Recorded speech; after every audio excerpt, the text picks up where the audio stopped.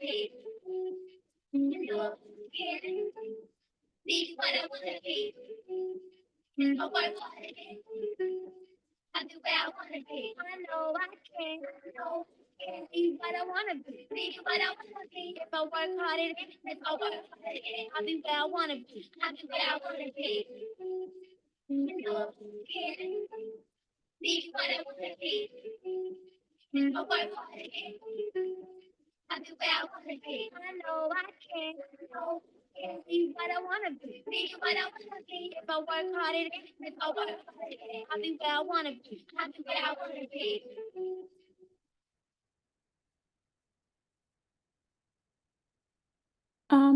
Okay, so it's 12:05. We have 12 people on the call.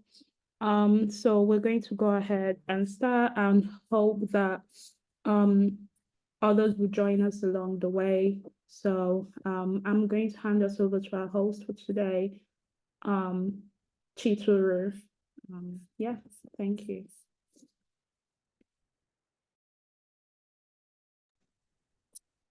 Hi, good morning, everyone. Good morning and welcome. We have 13 persons. Please, if you're here and you know someone who's supposed to be here, send them a link. We should put up the link on the chat box so you know what to copy and send. Please, Ada, if you could do that, please.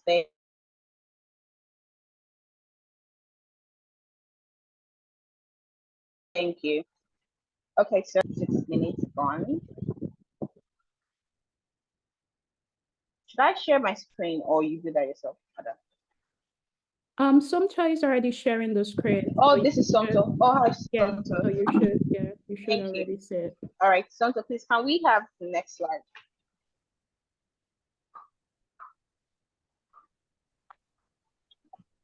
Oh, no problem. Yes. Okay, so yeah, welcome again, everyone. We have a pack of programs and events that we're going to do today, and each and every one of them would leave us inspired, I hope, from the introduction events. We're going to have our founder who's going to come and introduce JuCE to us at some point. But in the meantime, we would like to recognize every one of us. If you are a student in the house, please indicate. You can send a message on the chat indicating that you're a student. We would have a time to celebrate you and welcome you. But please indicate if you're a student, if you're a parent, wherever you're chatting from, wherever you are joining from, in Lagos, Abuja, Port Harcourt, wherever you are. Hey, I can see. Oh, okay, I thought someone indicated. Please indicate where you're chatting from or where you're joining from. And if you're a student or a parent, we'd love to recognize you. Please, can you take me back to the program? Thank you. So brace up. We're going to have lots of engagement today. We have our speaker who is going to speak on the topic, My Journey into Maritime Law. And then we're going to have questions and answers sessions.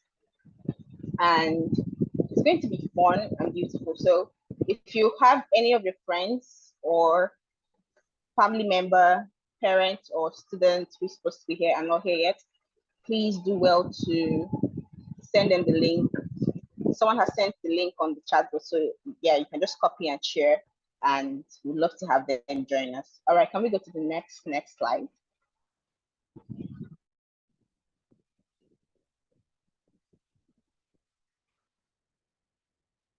Hi, Santo, can you hear me? The next one, please.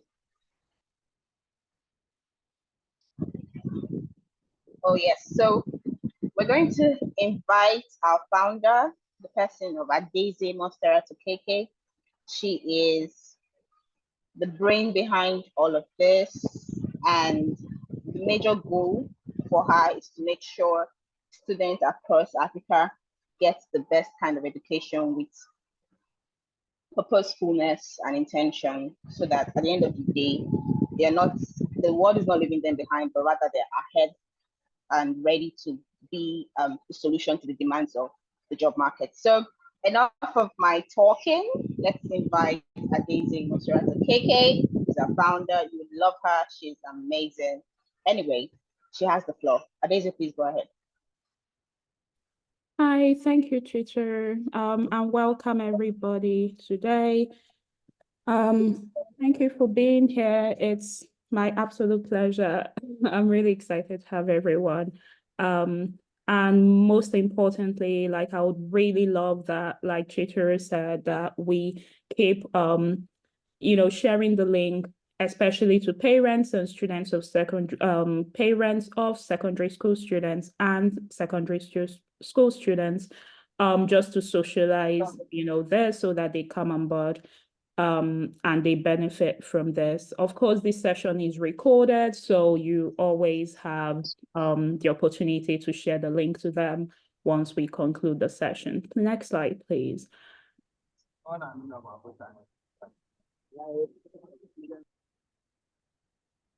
So yeah, why are we here? The purpose of JuCE is to help children to, think about what career they want to explore. One of the most frequent questions that kids are asked is, what do you want to be when you grow up? What do you want to do when you grow up?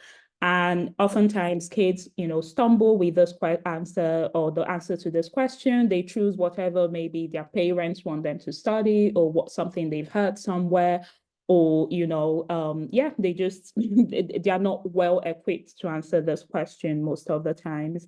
Next slide, please. And that's why JuCE is here. The purpose of JuCE really is to provide career exposure, mentorship, and prepare kids for the university in such a way that they are able to, explore careers of the future. I always say that there are careers which were very relevant 10 years ago, which today are not relevant anymore.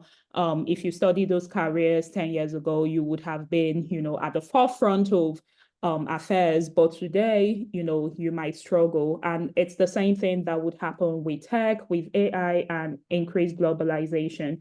There are careers today which in 10 years' time, in 15 years' time, when a secondary school child is going to be in the employment market, is not going to be as relevant. So what are we doing at JuCE? What we're doing at JuCE is to equip the Nigerian and the African child for the career of the future. The hope is that by them being here, they are able to learn from other young professionals, get mentorship from young professionals, get internships in their desired areas of, in their desired career or their areas of interest, and even get support to apply to university programs.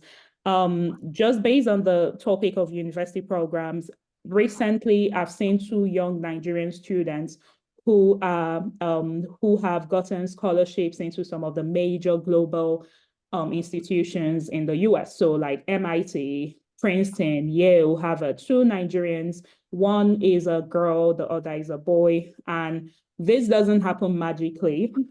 This happens because they have a foundation where they have, been supported and they've been guided into these paths, and this is not out of reach. This is not for the super elite or for the super intelligent or for the super wealthy. It's actually within the grasp of the average child with the right information and the right platform. And that's one thing JuCE aims to do. Next slide, please. So, so like I said, the vision is to see a Nigeria where our children's careers are intentionally thought through, developed, and chosen. We don't want it to be, no, I did not get enough, I did not get the right score in JAM, so let me just do this. Or my parents want me to do this, so I don't know, let me just do it. We want it to be purposeful, we want it to be intentional, and we want it to be carefully thought through and chosen. Next slide. So that's why we're here. And how can you, how do you come in? If you're here and you are, so from the chat, I see that there are no parents or children on this call today. So one thing you can already do is if you find value in this conversation today, then what you should do is to send it to a parent of a secondary school child that you know, or a secondary school child that you know, or you send it to an educator, so a teacher in a secondary school or a principal in a secondary school. Once this session is done, the recording is available, so you can already share that. You can keep attending our events and keep attending our sessions every 2 weeks so that you can also be equipped to, again, share these with young people, but also to support young people. You can become a member of JuCE, right? So if you're here and you're a young professional or you're in the university, still finding your own path, even if you're in university, actually, I very much encourage you to attend. There's a lot of guidance and insight and that is shared by young professionals here. And if you're a young professional, I would encourage you to become a member of JuCE, sign up to become a mentor in JuCE. And if you are here and you work with a company and, you have a CSR for education, or even if you don't have a CSR for education, this is a really worthy cause for your company to throw its weight behind. This is really important. So we encourage you to become a sponsor or you partner with us as a career partner. So your organization gives internships to young secondary school students in Nigeria. Of course, very important is to preach the good news of JuCE. So yes, please keep telling people about JuCE, keep telling young people about JuCE, keep telling your friends about JuCE, keep inviting people to this sessions that we have and connect a teenager today. And then for the topic of today, this is a topic that is very near and dear to my heart, and it's not a secret that I'm slightly partial to this topic. It's maritime law. And not only is it partial to my heart, it's I've gotten a very good friend of mine who is an incredible young professional in this field. She is great motivation for me, myself, in this field. And it's my utmost pleasure to have her today. And honestly, when listening to her yesterday, when we had a quick dry run of what we wanted, I already learned a lot from her. And I've had a lot of education in maritime law. So I can imagine that for a young person who will listen to this recording later, this will be a lot of great information. So please listen attentively. Feel free to engage with the speaker. If you're listening to this as a recording much later, you'll see our social media, our email and website. You can connect with us to ask any questions that you might have. And need to be sent directly to the speaker for today. So so thank you for listening to me. Thank you for supporting JuCE by being here, because if you're here, you support JuCE even by just showing up. So thank you for doing that. And I'm going to hand over to Chituru to continue moderating, but thank you, everybody. And yeah, let's have a great time. Thank you so much, Ada. Thank you so much. That's the person you just heard from is our founder, Adeze Okeke. Now moving on, can you please give me the next slide, please? Okay. I think you need to go further down. Okay. So like we said, if you're here as a student or a parent, please indicate. We'd love to recognize you. And if you have anyone who's supposed to be here, whether a student or a parent or even a student in the university, please share to them, because the discussions here are going to be very resourceful to you, no matter where you find yourself. Anyway, moving on, we have our speaker. We want to introduce our speaker to you. She is the person of Joy Dimka, who is a senior legal counsel at Nigerian Shapers Council and a maritime consultant. She has all the knowledge as it comes regarding maritime law, everything maritime. And don't get it wrong, if you're going into maritime, you don't necessarily need to be a lawyer. You can be an engineer. You can be anything you want to be in maritime. Anyway, with her here, she has all the answers to all the questions. Have you heard about maritime law before? Is this the first time you're hearing about it? Also indicate in the chat so that we know how many persons have heard about maritime law and how many of you haven't. And any questions?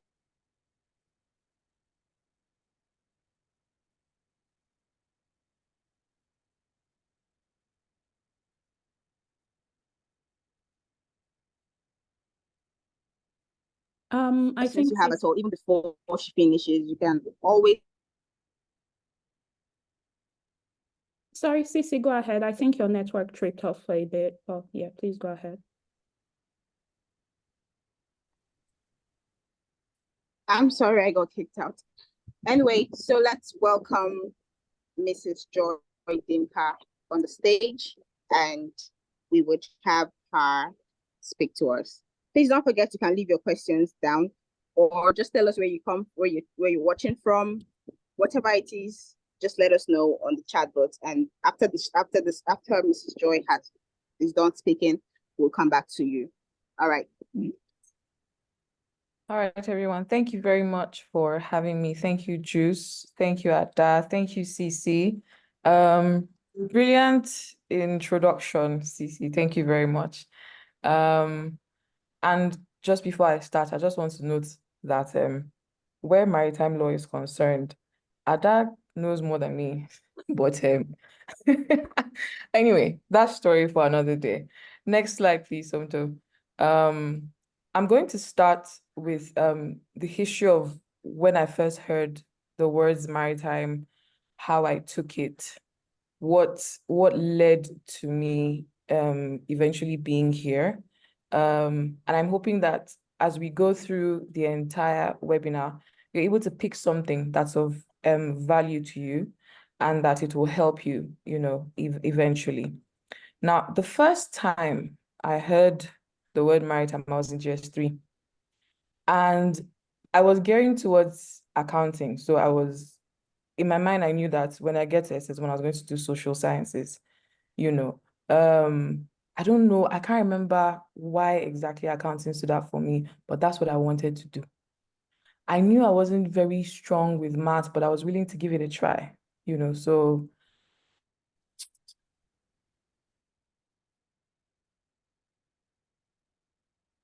so in GS3, I remember clearly, my mom went for a conference for maritime law.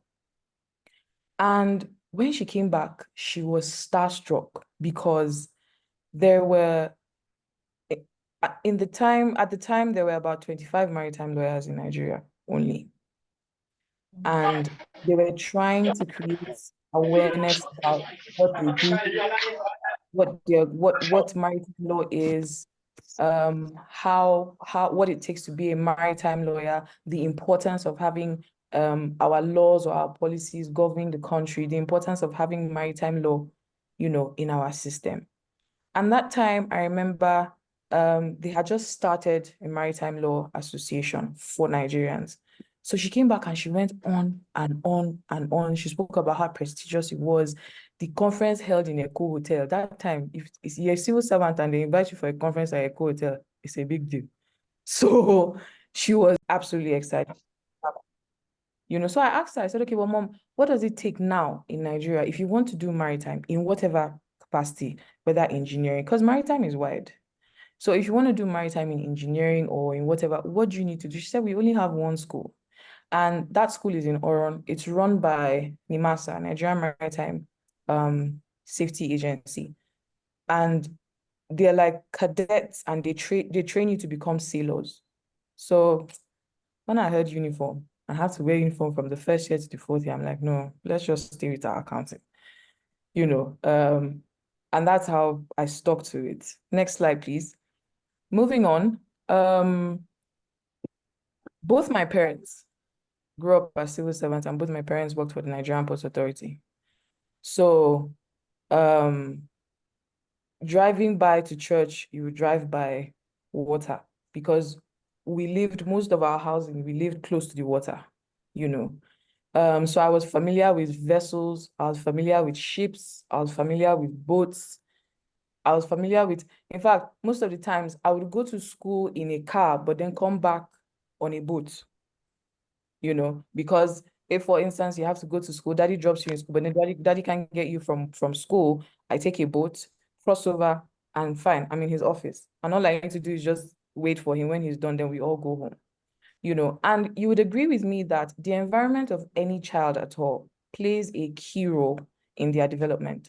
It plays a key role, how you grew up, where you grew up, what you grew up seeing forms the basis for the kind of questions that children ask. And I'm very sure I'm not the only person that has noted that children ask a lot of questions.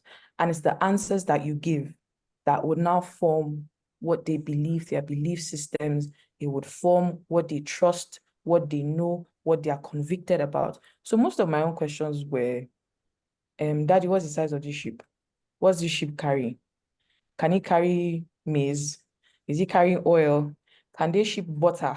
Those kind of things. Are they the ones that bring conflicts? I would ask those kind of questions.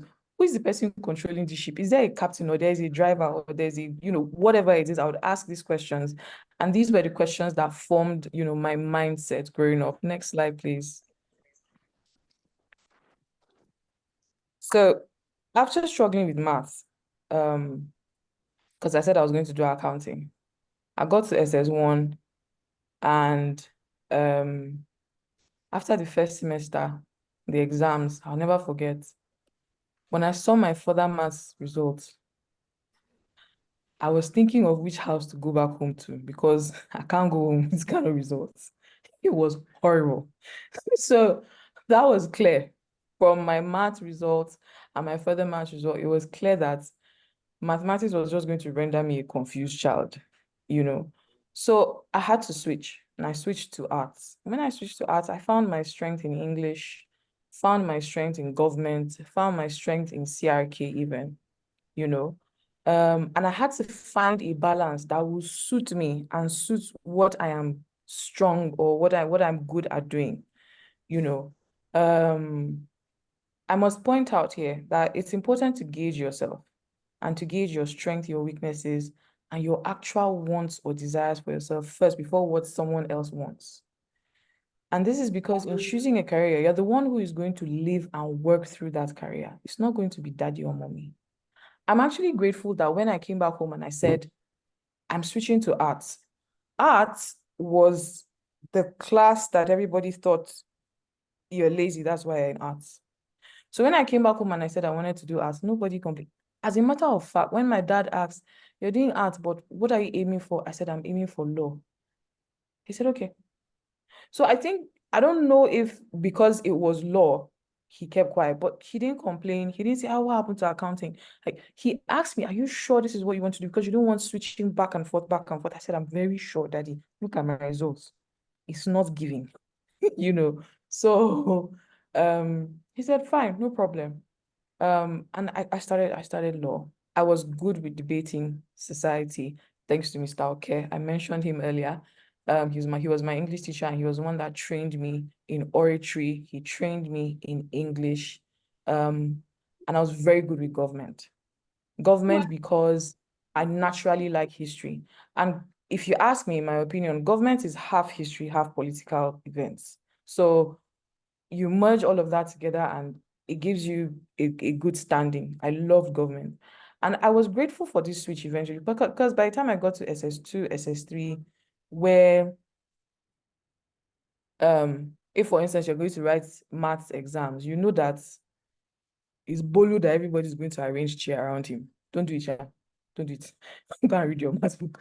But, if it's literature, we know that, for instance, it's Yemisi, because Yemisi knows all the stories, Or if it's CRK, we know that it's Sister Faith, so that you say number 2 and she'll tell you A. When it came to government, everybody rallied around me. When it came to English, for instance, people rallied around me. So it felt good that I had found my strength and I was there, existing there. Next slide, please. Now, here's what maritime is. According to the Webster's Dictionary, maritime is off, relating to, or bordering on the sea.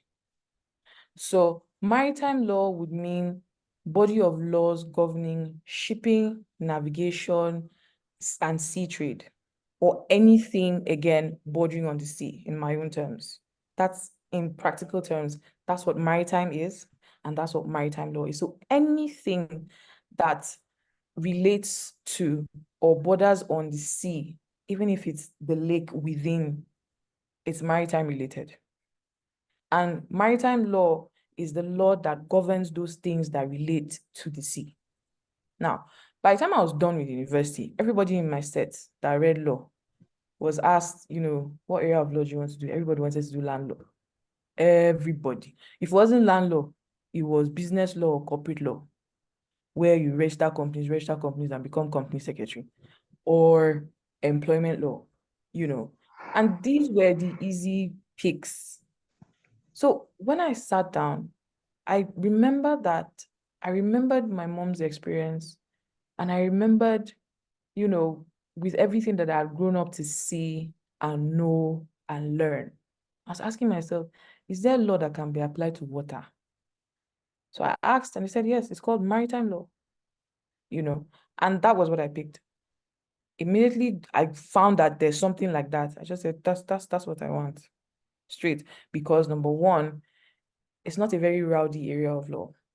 Number two, and this is not good, it's unfortunate, but a lot of people don't know about maritime law, which brings me back to my gratitude for platforms like this, so that people will know that there's something like that. There's marine engineering, there's hydrographics, there's so many things you can do related to the water, where you go down. Hydrographics is when you go down into the water to research and find out things that happen with fishery, the lives of fish, and even the natural resources that are embedded in there, So when everybody had their pick, I knew that it was maritime that I wanted. Next slide, please.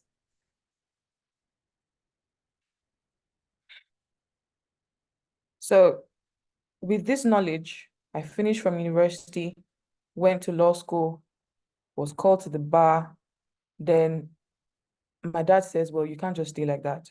Because in my father's opinion, my parents believe that just a bachelor's is not enough. You can't compete, you can't go far in competition in the labor market now.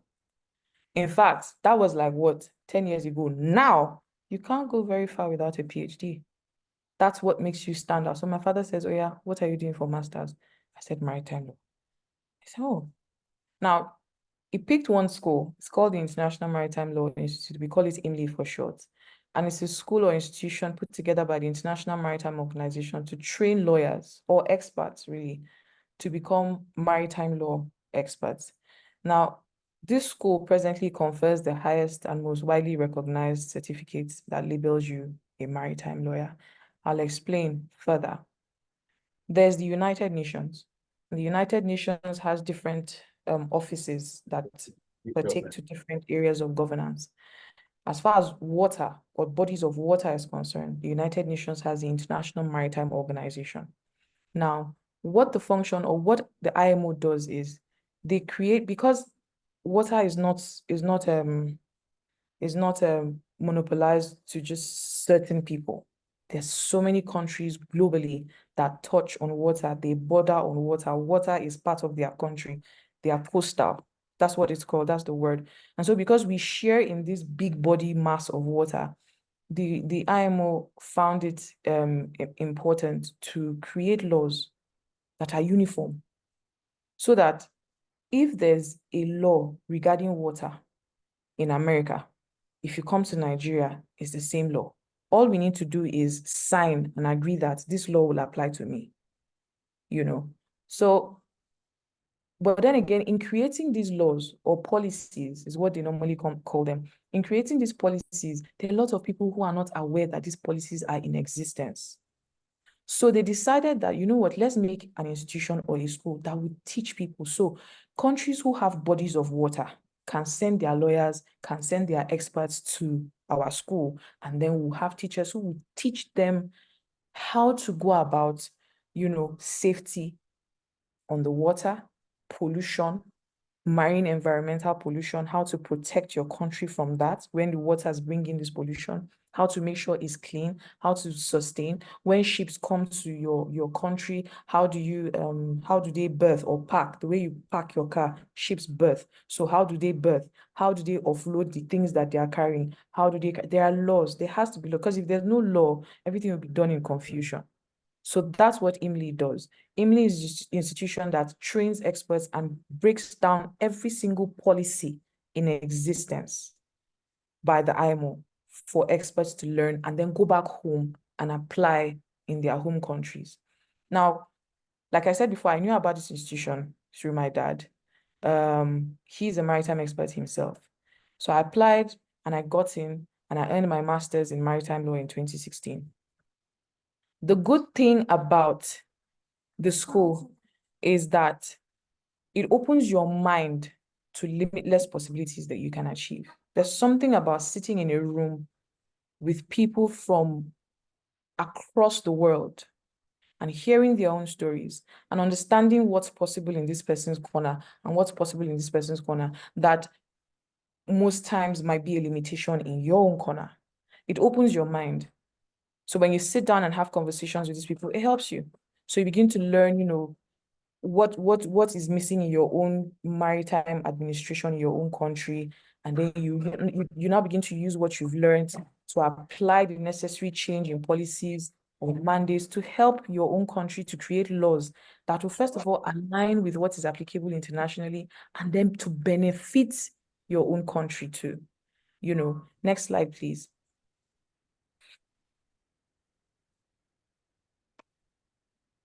So fresh out of IMLI, Ladol was where I worked first. Ladol is short form for Lagos Deep Offshore Logistics. It's a free zone. And they offer maritime, oil and gas services to the relevant companies in need of those services, like Total, like Owando. They repair ships, they repair ships, they do hospitality for sailors on ships. Sailors on ships put together, we call them crew members. They supply food, they make food supplies to ships. They fabricate ships. If a ship comes and it's a very large ship and it has a bulk of load or cargo, Lador would break down the bulk and then do ship-to-ship services. So you carry a bit of the load and take it to another ship that can carry it. That's what we call ship-to-ship services.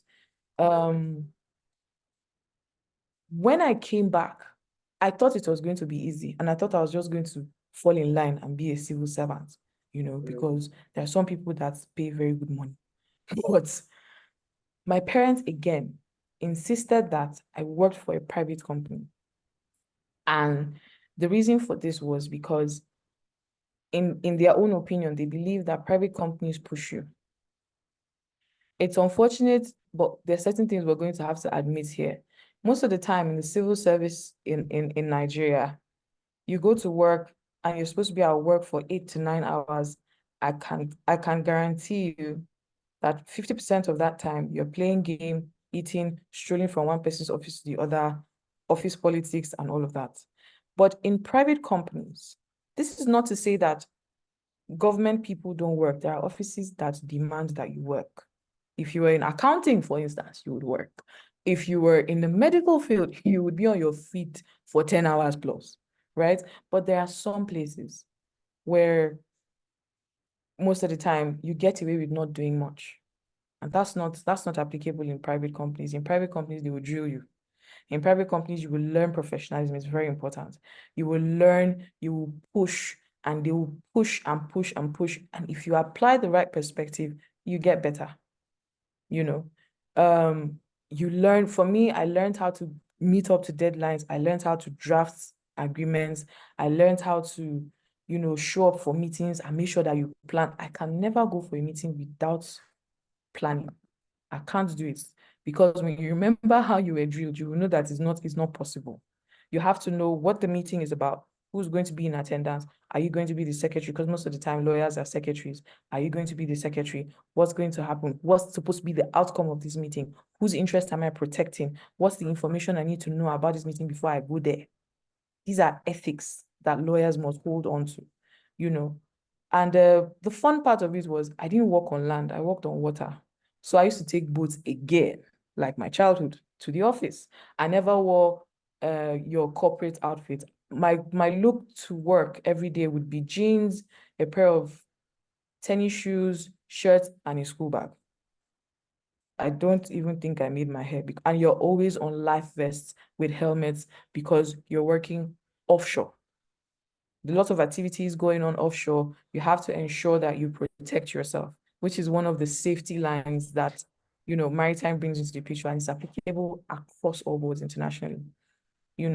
My time with Lador taught me explicitly the importance of maritime for me, because the world is continually evolving. We had ships coming from the Netherlands, we had ships coming from the Philippines, we had ships coming from all across, and you would meet different kinds of people. That place alone exposed me to that much. So I'm not just limited to thinking I'm going to work with Nigerians, or I'm going to work with people that are living in my corner. Maritime connects you, it's the one thing that connects you. So for this work, we're going to need, you will realize that you're going to need experts. You're going to need people who know how to handle different colors, sizes, terms of people and transactions all put together. And you have to learn to develop policies that will favor these people and favor the ones from this other side of the world, and all put it together and make it work at the end of the day. Next slide, please. After Lado, I moved on to work with the Nigerian Shippers Council, and I'm still here. And I've been working with the Nigerian Shippers Council for the past 6 years and counting. Like I mentioned before, Lado was a good drill for me. And now, being a civil servant, I stand out. It's because my time there gave me strong work ethics. And my certificate from IMLI, my passion for my career as a lawyer, pushed me to places that I ordinarily would not have ventured. I'm not trying to blow my trumpet, but most of the time, when my bosses in the office are looking to pick somebody, they will pick me to go for a meeting, and they know that there's a possibility that we're going to talk. Just bring Joy. Or there's a possibility that we're going to be asked questions that would require a lot of intelligence in answering. Just bring Joy. Or, there's everything. I stood out. I have a boss. Ada knows who this person is. Once I am in the office, every memo goes to my table. Nobody else touches his memo. Nobody else touches his memo. Because he knows he can drill and push and push. And if he tells me, I want everything by next week, Friday, I'll deliver by Wednesday. Because it's already in my system that you deliver on or before time, Because of this, I was also headhunted to write for a prestigious magazine in 2016 after I finished from IMLI. And I've been writing as a guest columnist on the Maritime column for the past 8 years and counting. I've received recognitions here and there, and I've been called to speak at different levels like this, that relates to maritime, where I'm given the opportunity, to do this.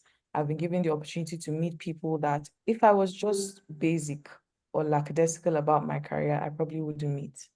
So next slide, please. It's important that in whatever you're doing, whatever you put your hands to, you have to be passionate, you have to be determined. If not, you will not find fulfillment. It's not always about the money. You will make money. If you work, you will make money. But make sure that you are passionate about what you're doing. Make sure that you find fulfillment, in what you're doing. Because, we all want to survive. But imagine surviving well while doing what you love doing. That's why it's important to find a balance. Let me take you back. When I chose and I said, Daddy, I can't do further maths, that was one season that I just came out and I can't do it. I could try now, but I just knew at that time I can't do it. This is not for me. I remember one particular thing that traumatized me till tomorrow. That their almighty formula that has plus minus b, I remember. But yeah, that was a trauma source. You know, it very important for you to find what you're good at naturally, and then mirror it with your academics. What in my academics gives me the opportunity to do this? And pick it and run with it and do it. At the end of the day, it's a win-win for both your well-being and for your purpose as a human being. I can tell you for free, when I started writing for Financial Nigeria, for the first 4 years, I wasn't paid, but I wrote. For the first 4 years, 1 naira. The first time Financial Nigeria paid me was in 2020. No offense. Right now, we are closer than ever. I was never paid till 2020 or 2020, 2021. And when they started paying me, it was paying me 50K. Then they increased it to 100.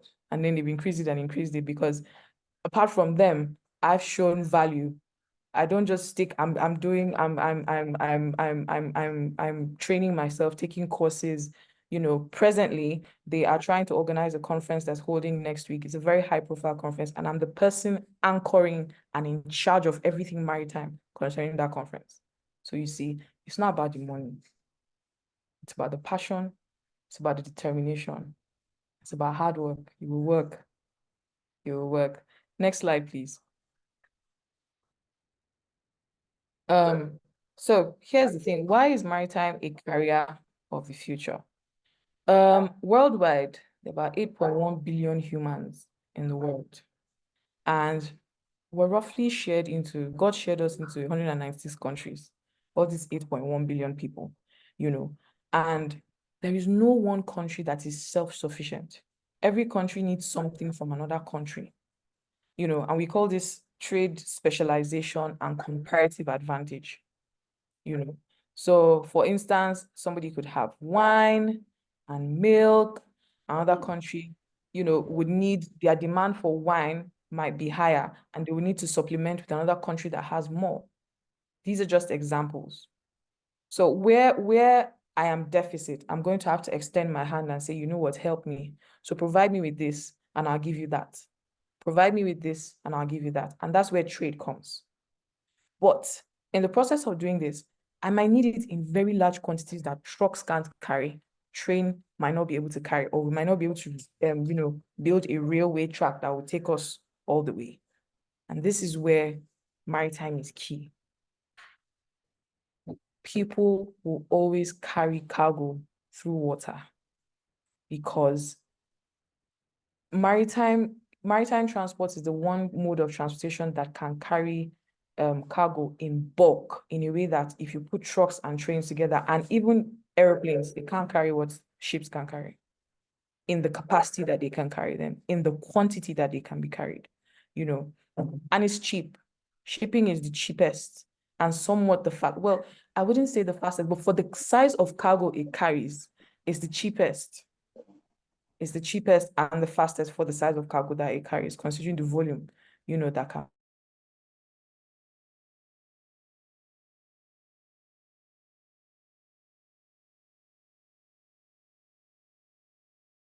carry, you know, our goods. In the early 90s, our vessels and our ships were powered by charcoal, the charcoal that you know, that some of us still use at home to cook or to keep warm. They were powered by charcoal. Now they are powered by diesel. Now they are powered by petrol. And in the near future, next slide, please. In the near future, we're going to have green ships. And we're going to have ships that are better, that are at par with what we're doing, you know. So maritime is here to stay. And I see maritime touching on everything that we do, from markets to logistics to safety policies and administrations and governance.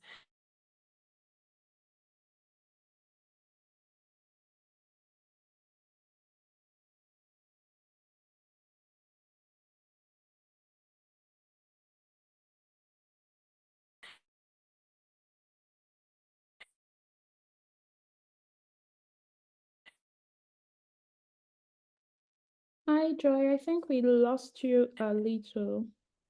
If you can hear us. Bags to buy for our children, or the one that we're going to them and bring them back. Maritime is here to stay. It's not going anywhere. I'm happy because the present government and they've created an entire ministry for just us. The future of maritime is going to see us.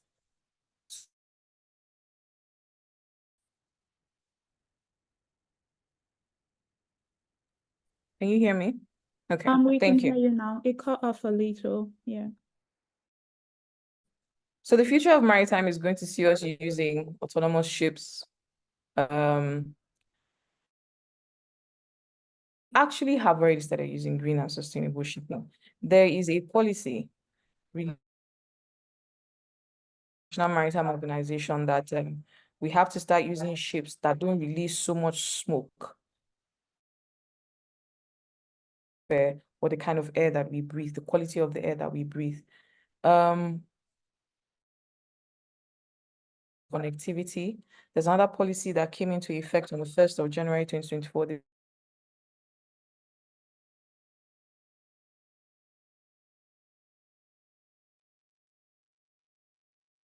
My computer.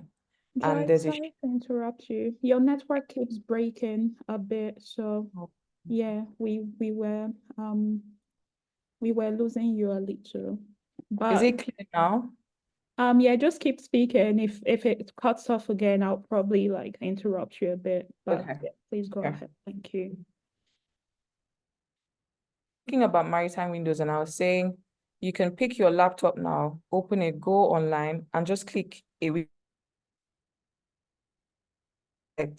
and you would see full information about a vessel, where it is, where its estimated time of arrival, and after it leaves the port that is going to, where it's going back to. All ships now are required to have a window. So you pick up all that information and make sure that you continue updating it on that window so that people can know, estimate when to receive their cargo and their goods. We're doing underwater research exploration. We haven't gone as far as I would want us to. There's also cybersecurity and safety because, especially in this part of the world, we need to take our security a notch higher and ensure that we protect, information that we have.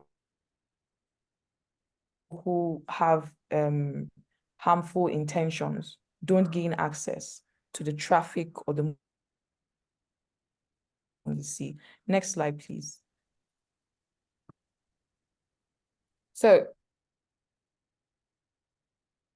shipping accounts for 90% of world trade.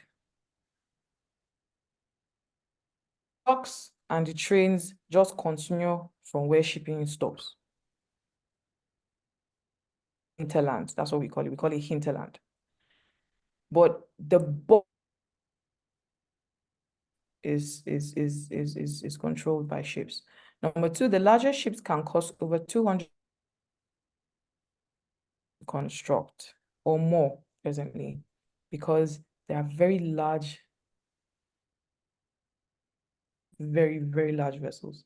Imagine one piece of vessel being able to carry over, and that's just an example, Number three, worldwide, only about 2% to 10% of containers are inspected because of how bulky or how much the cargo being carried is. We are deficient in ensuring that cargo is inspected. Most of the time, some people think that there's no need to check them when they're bringing them down. The advantage is some people think that this is to save time. The disadvantage is harmful. Number four, it's a greener form of transport compared to trucks or planes. And I say this because presently, over 40% of our ships worldwide have complied and earlier. But trucks are still exhuming fume. Planes, so there's a bit of a problem there. But ships are greener transport. Number 5, the average cost of shipping a bicycle and $0.01 respectively. That's the average cost.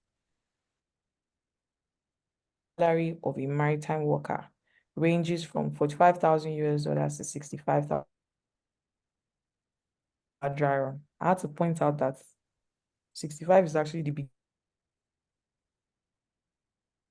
paid as high as 100,000 US dollars per annum. I would say that maritime economy, they are spoiled because no matter where we are, especially in Nigeria, for instance, they don't deal in naira. They deal in dollars. So it's a very lucrative career if you choose it. Like, please. So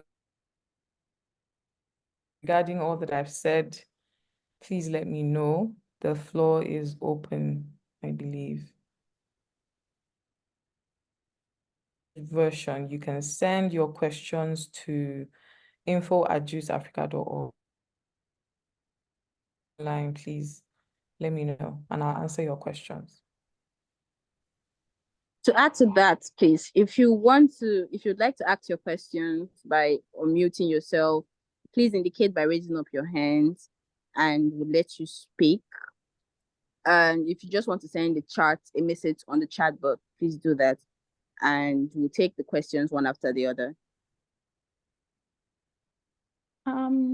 Yeah, I don't have a question, but I have more of a comment. And thank you so much, Joy, for this beautiful presentation. Yeah, Joy and I have known each other for years, and I feel like our careers have kind of been supporting each other.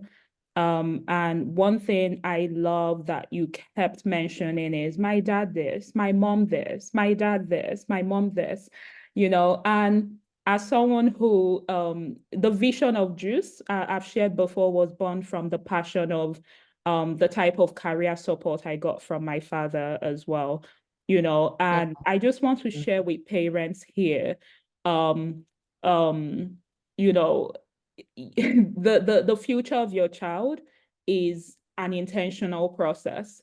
And as we can see from what Joy has shared with her parents, it's not a process where you push them and say, go here, go there. It's an intentional process of helping them to self-discover, of supporting them in their path, encouraging the way Joy's dad encouraged her when she made the switch from accounting to law, making sure that it's not that you give your child free, you don't want account, no problem, don't do it. But you're in that place where you almost like, ask them the right questions, know why they're making the decisions they're making, supporting them to make those types of decisions. And yeah, as much as possible, guiding them, so that's why we say a lot we JuCE. We want the secondary school students in here, but we want parents in here as well with us. We want guardians and educators, secondary school teachers here with us, because this work of helping to shape the future career of the child is not, for the child alone. So thank you so much. Joy, there's a comment in the chat saying that maritime is not the cheapest, shipping is not the cheapest way anymore. I wanted you to address it. And there are 2 hands raised. So Cece, do you think we should take questions one after the other or all questions together and then Joy gets to address it? Please, it's up to you.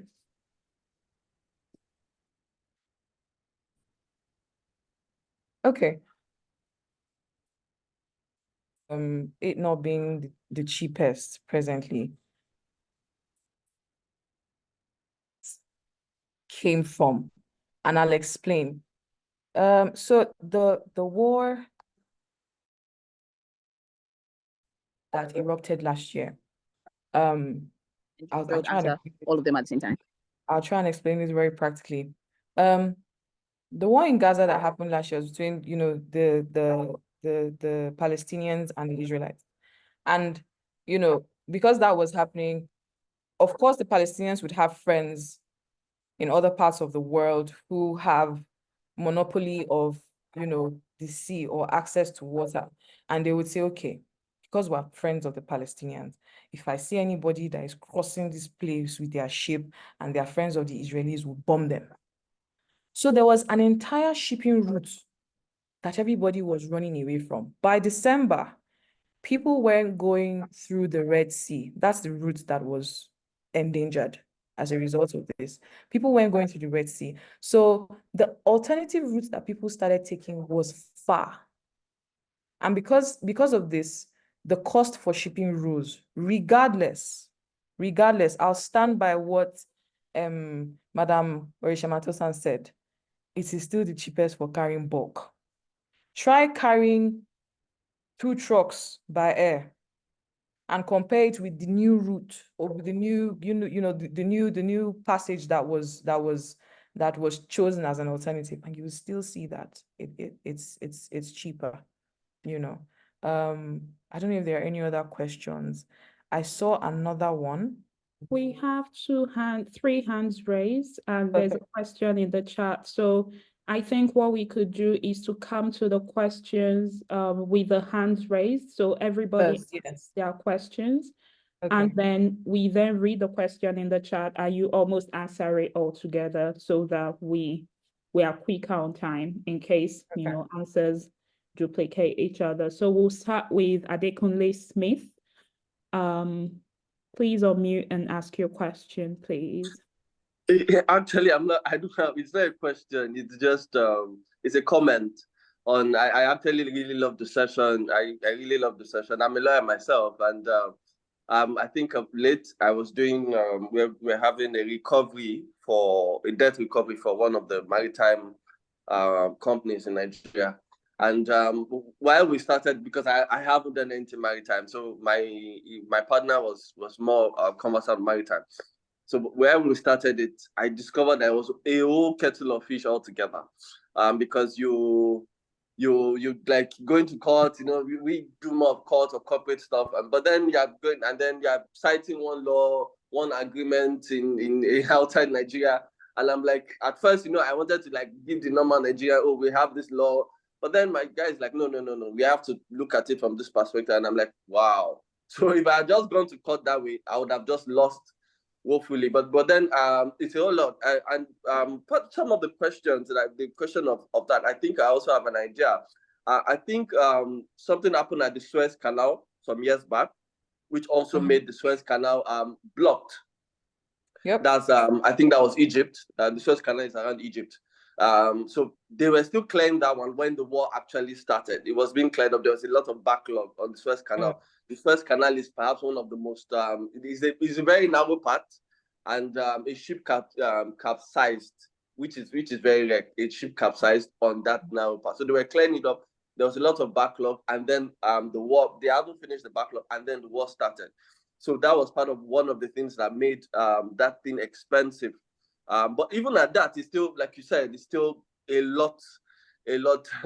You can, especially for, and it's perhaps the safest. It's perhaps the safest because it's difficult of late to hear that there are ship accidents, unlike trains, unlike road, and even more than the air. It's perhaps one of the safest. And that though another kettle of fish is when you get to Nigerian ports. Nigerian ports are very fantastic. That's a whole kettle of fish altogether. But or the normal ports, some of them are less than 24 hours, some of them are 48 hours. Even some of our neighboring countries in Africa. So it's easier to clear goods from Benin Republic, from Ghana, from Togo than Nigeria. So if you're going to use Nigerian, you have to know that Nigeria is a continent on its own. So yeah, and thank you so much. I really enjoyed the session because so many times when people come and say, oh, you're a lawyer and you have worked with the NGO, okay, how come? I want my son to study law. So most of the time I'm always giving them, corporate law, criminal law, land law. But then I've never really even thought about the maritime law. Maybe because, but then just and I'm not like, okay, why am I not thinking about the maritime law? it's a continuous, after a while, especially the drafting, it's easy for maybe AI to take over some, but with maritime, it's a lot more, it's a specific law that is difficult for people just to take over like that. AI cannot just take over it. Thank you so much for what you've done. Thank you, Joy. Really appreciate it. And thank you, Adai, once again for the opportunity. Thank you, Kunle. And when next a child asks you, and when next anyone asks you about law, point them to our JuCE recordings. This is why we do this, to bring that exposure and to show that, you know, law is not one thing. There are so many areas of law, exciting and, you know, deeply dynamic as well. So we would go to Mrs. Olotu as for the next question, if that's okay. Oh my God, so many questions. We want to round up as quickly as we can, but we also know that a big part of this is interaction. So we will take all questions. Mrs. Olotu, please unmute and quickly ask your question. Thank you very much. Mine is how we are going to leverage between the academia and maritime. I'm speaking as a one-time port manager, both at Calabar Port and Lagos Port. And I was under the tutelage of Joy's dad. He drilled me. There's the side of the father, there's the side of the boss. But all the excellence I achieved while in service, I owe to him. What we've discovered over the years, there is a lot of, I don't call it ignorance, but there is a dearth of knowledge about what the maritime encompasses. We're talking today about maritime law. There is also maritime insurance. There are diverse aspects to maritime. And the children out there are not even aware. Joy will know about it because the father worked in the maritime sector. My children will know about it because I worked in the maritime sector. And like you, yes, I had a daughter that was on waters virtually all through our commuting, time.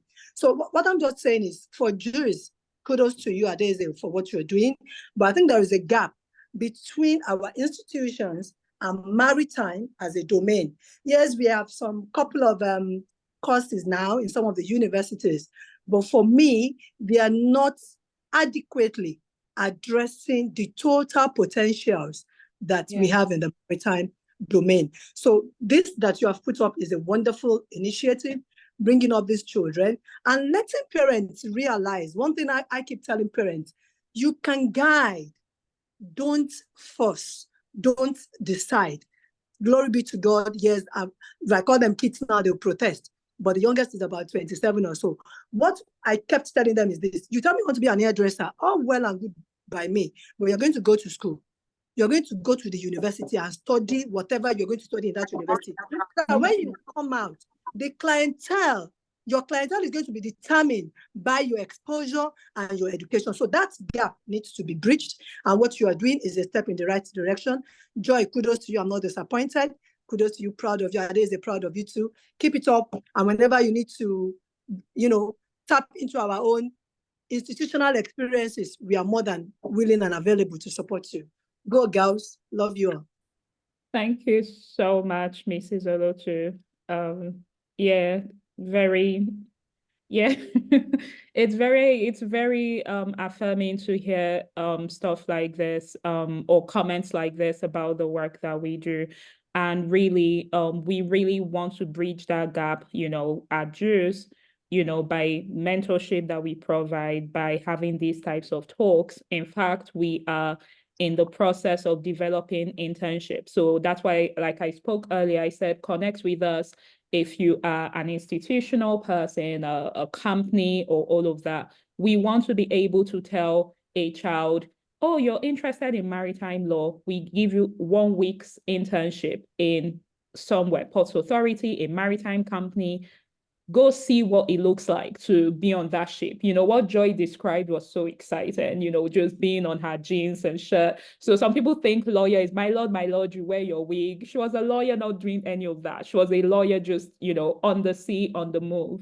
So we want to be able to give children that experience. It's so important to us that they just don't hear this academia, or that they don't just get the knowledge, but they are equipped with the skills. And then the third part of what we do is to support them with university preparation. And that means indeed that our Nigerian institutions might be limited for your dreams, and you need to be able to position yourself as the child to see, how can I explore opportunities outside of Nigeria to make sure I fulfill my vision and my passion, right? So thank you so much for that affirmation of the work that we're doing.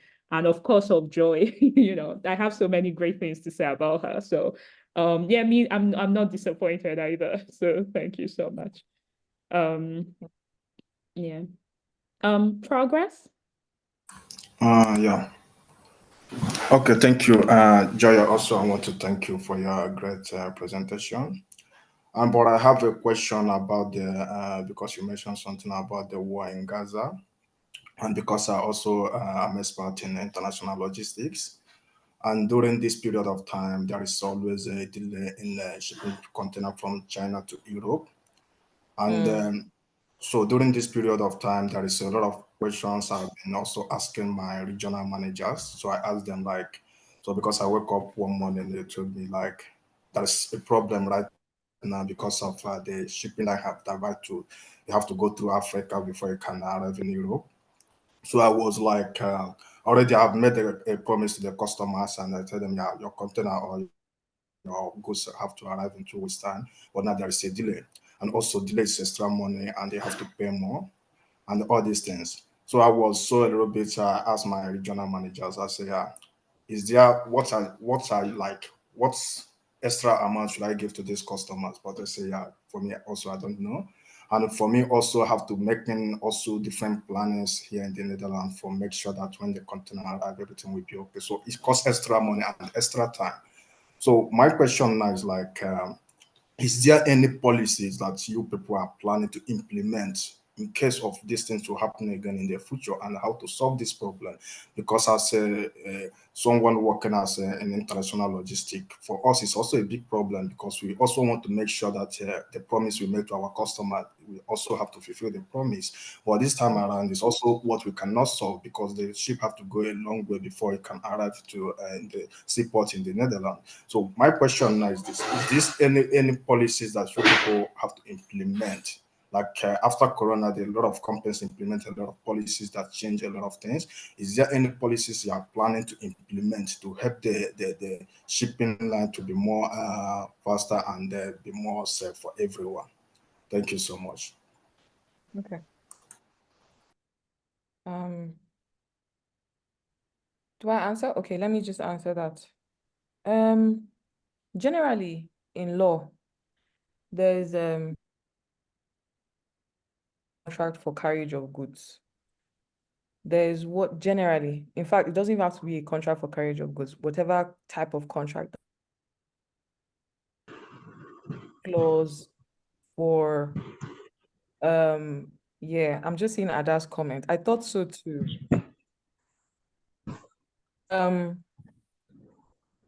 Okay, Progress, what I can do is I will drop my email.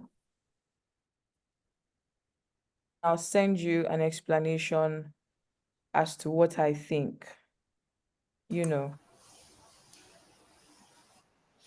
let me just drop my personal email, and then you can email me, and then I'll via email, so that we are Okay, able to keep it within the understanding of. Okay. okay, thank you. Yeah. Yeah, sorry, it's just because at the end of it, this is so important to everything we do here. It's all great, but it's not an intellectual discourse of professionals. It's a discussion for young children. So we want the questions to be targeted at how we can help the child. It's a brilliant question. It's an exciting question that we can go back and forth on forever. But please, let's make sure our questions and our comments are tailored to the Nigerian and African child, right? If that makes sense. So yeah, so that's why you can liaise with Joy. She can provide more insight into that. Mrs. Violet, please go ahead. Thank you so much for being here, Ma. I know I shared this with you last minute. Just to give context, Mrs. Violet, I've worked with her before on an NGO that she runs, Ocean Ambassadors, and she is committed to bringing the maritime profession to the limelight for the Nigerian child. So she hosts a ton of these types of webinars and seminars as well, but specific to the maritime industry. I think she's had lawyers, engineers, hydrographers, researchers, divers, all sorts of people on her platform. She organizes quizzes, she organizes competitions for these kids, to get them interested in the maritime industry. So it's an honor for her to be here and to have her ask a question. So please, Mrs. Violet, you can go ahead. Somto, you stop sharing your screen. Please share again. And yes, Mrs. Violet. Hello, everybody. Auntie Ada, as we always call you on our platform, thank you for being there for the students. And Fawaz today is now an undergraduate, your student in secondary school. Yes, he's on the platform. Lydia couldn't be part of us because she's writing one ICT exam also. She's in Unilag, wants to major in marine insurance. All the others, yes. Then they're now advancing. Thank you, Mrs. Olotu, because I sent her the invite also, because she's the mother of those children also. She mentors them. She's one of the leaders that we have in the industry that is willing to plow back to Ocean Ambassadors and to the students. Now, my question is this, not a question. I thank you, everybody, for actually wanting to impart, but we need more of this. And, I shared the link you sent to me very late. I sent it to everybody on our platform, and I'm sure you saw me even write on OAF platform that they should all log. But most of them will not read until much later. So I want to find out, can we get the copy of the recording of this webinar so that I can send it also to schools, so that when next you have your program, they'll log on. Fawaz is on the line. Yeah, thank you so much, Mrs. Violet. Yes, I did share very late, and so that's why, like I said, I'm incredibly excited that you're here. So these sessions are recorded, and at the end of the session, by next week, we upload on our YouTube page, and I always make sure to circulate the link to the people who joined and to our major platforms, LinkedIn, Facebook, Instagram, and X, formerly Twitter. I will make sure personally to share with you the recording. The next session of this event actually is to talk about our upcoming events. We do these events every 2 weeks, and we will be sharing with you, our upcoming events so that you would know, so the kids would know what's coming up and they can join and they can ask questions. So I would make sure to do that very personally so that you have that. But indeed, Fawaz, it's incredible to know that you're graduate now. Please reach out. Let's keep connecting. I remember he used to reach out to me a lot, and very brilliant young man. So thank you, Mrs. Violet, for that question. We'll be in touch. JuCE will be in touch. So yeah. Thank last you. but not the least, we have Rita. Yeah. Hi, good afternoon, everybody. I don't really have a question. I just want to piggyback off what Mrs. Olotu said. It is very important for us to connect it with the university. So a brief background. Myself and Joy went to law school together. We've been friends since then. And I've always had issues with maritime law, sincerely, because that's not my field, right? And one of the things that I remember because I tried to take it as an elective course in university. The only thing I can tell you was I took out of the entire university experience was continental shelves. That's the only thing I took out of university. And it was really, really a sad thing. But having someone go through the process, having someone break down a lot of the demystify a lot of the terminologies was very, very great. Having someone like Joy do that, because I'd have times when I had to draft contracts I had to do with the maritime sector, and I would not even waste time. I'm coming to her to say, look, I don't even know what I'm doing here, and having that person guide me. And then the minister writing for Financial Nigeria, it made a whole lot of sense to me, because now I had someone who I could, if I had extra questions, I could ask her. So yes, I think it would be good to take it down to like the university level and really help to demystify, bring people from who have practice, like young people, bring them to actually have conversations with the young people and tell them like, look, this is what, help them to just take away the veil that makes it so grand, makes it so hard to understand. I kid you not. Imagine going through university and all you could come out with is continental shelves. That's what it was just funny. But yeah, I just want to say thank you for what you're doing. Well done, Joy. I'm super, super proud of you, right? I'm super proud of what you guys are doing, and I can't wait to see the recording, so me too I can share it to everybody. Thank you. Yes, thank you so much for that vote of confidence in Joy and in the work that we are doing here.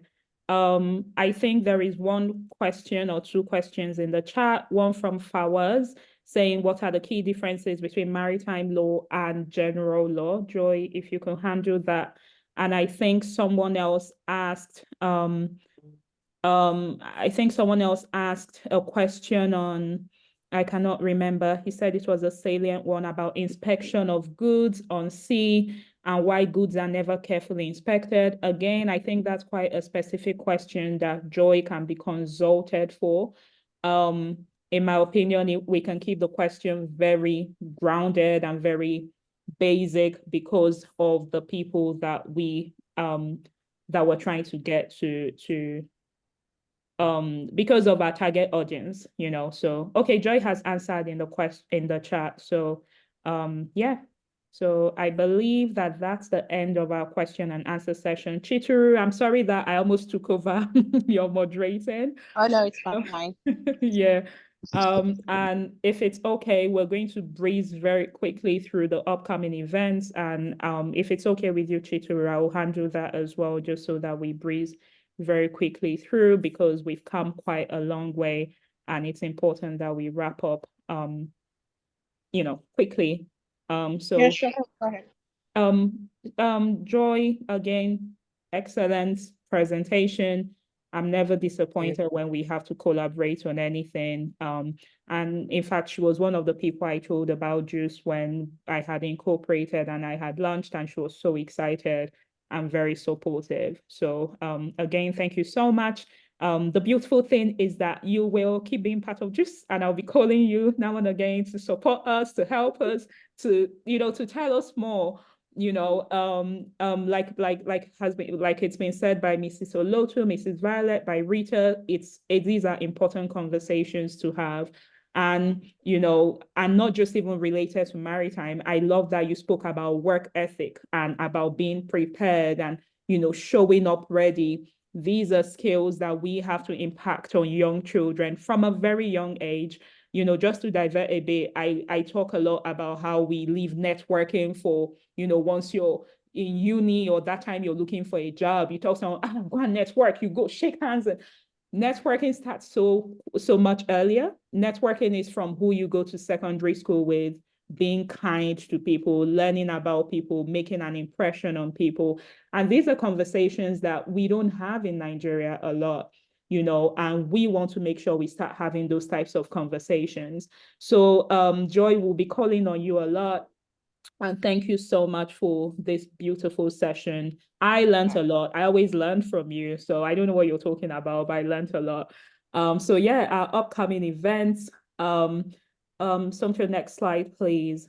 We have how did you decide on a profession? So Joy has traced her journey into the maritime industry. This will be 3 professionals, a lawyer, an actress, and a product manager, speaking about how they found their way into this. It will be a fireside chat. So the format will be a bit different, you know, just asking questions to them and them telling you how they found their way. It's very important to do things like this so that you see that there's no one size fits all, you know, just to give a little tip, you know, Uche Chika is an actress in Nigeria today, but we attended secondary school together, and she was a science student, the assistant head girl, and one of the smartest students in our year.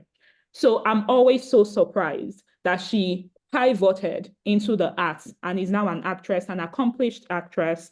And she's doing really amazing. So these types of things are very important to showcase to our Nigerian children about how the journey, of course, you plan intentionally, but the journey can evolve, and it's okay for it to evolve, right? So the next slide, please. Then the next presentation is 7 things to do during the long holiday. We are notorious in Nigeria for sending our kids. They come out of school after 3 months. We send them to another 3 months of summer lesson.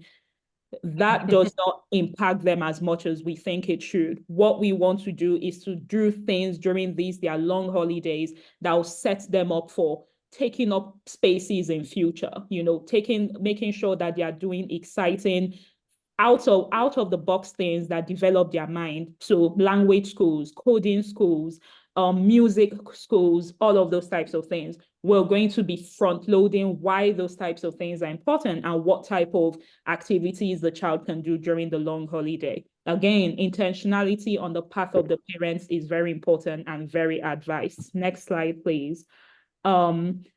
Then we're going to be having another career spotlight. Somto Chukwu talking about his journey into design and animation. This is a really, really, really exciting presentation for me. Somto is our design and animation person within JuCE. So if you like this, our logo that is here, I love it. It's so beautiful. Somto is the brain behind it. He's the brain behind some things you've seen online, you probably don't know. He's the brain behind it. So I'm very excited that he's part of us and he's in our corner, and he'll be telling kids about design, about animation, and about how to get a foot into the door and kick it open and make use of the opportunity. So next slide. Then we have the topic, how important is formal education? I think 2-3 years ago in Nigeria, it was education na scam. Education na any small thing, education na scam, you know, because people started entering into sometimes not very clean ways of making money. So education became disparaged, you know, and the past year or so, you now see, education no be scam, you know. So which one is it? Is it a scam? Is it not a scam? How important is formal education? How important is it to, you know, to learn a trade in quotes, or is it to, you know, almost, you know, teach yourself something and to progress in that? How important is it to go to university? We're going to be exploring that, and this is very important, yeah, especially for people who might not, as we know in Nigeria, might not have that access to formal education. How can they make sure, again, that they're positioned for the future that Nigeria has? So these are the things we have planned up until June. And of course, we have stuff planned. We have activities and career sessions planned up until December. So keep attending the events every 2 weeks. Keep sharing the recordings, keep sharing the links for joining. And yeah, I'm just, you know, last slide, please. I just, you know, be excited about what we have coming up. As always, please share with parents, educators, so teachers, principals, all of that. It's very important to get JuCE into the hands and the minds of young children, because they are the ones that this is prepared for. We want to change and impact narratives, and we want to make sure that the Nigerian child is not stumbling around to find their way, that they are equipped and they are ready and they are, you know, fulfilled and also very, you know, financially rewarded for the work that they do in the future. Connect with us on our website, our email. Our website is juiceafrica.org. Our email is info@juiceafrica.org. Our WhatsApp number is there. Chat us up and we will be in contact. Our socials are, all Instagram, X, Facebook, and YouTube, where we post our recordings. They are on the screen. Please feel free to connect with us, and let's continue this very important work that we do. And let's promise ourselves that next week when we come, you bring one person, so that instead of being 25, we have 50 people. That way we keep, growing JuCE, growing the message of JuCE, and hopefully it gets to impact the life of a child. Finally, for the children or the young people, I think I shouldn't call you children, the teenagers, the young people who are here, please especially connect with us on WhatsApp, because we want to support you. We have a few internships coming up that we're already crafting. We want to make sure that it's the kids or the young people who are attending our sessions as much as possible who get these opportunities, and not just some random person out there, So as much as possible, please connect with us on social media and we will be in touch to make sure, social media, WhatsApp, and any other means. And we'll be in touch to make sure you have these opportunities that we are carefully curating and crafting. Once again, amazing presentation, Joy. Thank you so much for the excellent work that you do and for the excellent opportunity. And we will be in touch as always. So yeah, thank you and thank you everyone for being here. Have a great Saturday and weekend. Oh, do you have any last words, Joy? Yes, please. I just wanted to say thank you. My dad is online. My mom is online. Couple of my friends came online. I love the fact that I met new people as well online. Thank you so much. I hope that I was able to explain, and impact and maybe even initiate you into maritime. I want to see more people in maritime. It's a very beautiful career path. It's a very beautiful course. It's not difficult, to be honest. If your heart rests there, it's not difficult. But thank you so much. Thanks to everybody. Thank you, Ada. We'll do this more. I'm available anytime. Just call me and I'll be here. Thank you so much. God bless you. Thank you. Bye, everybody. It's nice to have you guys here today. Bye-bye. Thanks for the questions, the interactions, the comments. It's been beautiful. Thank you. Bye-bye. Thank you.